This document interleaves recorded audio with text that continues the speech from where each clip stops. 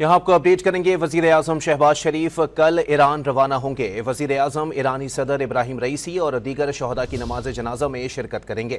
मजीद जानते हैं don news के नुमाइंदे सनाउल्लाह खान से। जी सनाउल्लाह, आपको बताएं कि इस हवाले से वजीर आजम शहबाज शरीफ कल ईरान का दौरा करेंगे। वजीर आजम ईरानी सदर की नमाज जनाजा में शिरकत भी करेंगे। मजीद जानते हैं डॉन न्यूज़ के नुमाइंदे अब्दुल्ला मोहम्मद से। जी अब्दुल्ला, अपडेट कीजिएगा। जी बिल्कुल, वज़ीर आज़म शहबाज शरीफ कल ईरान रवाना होंगे।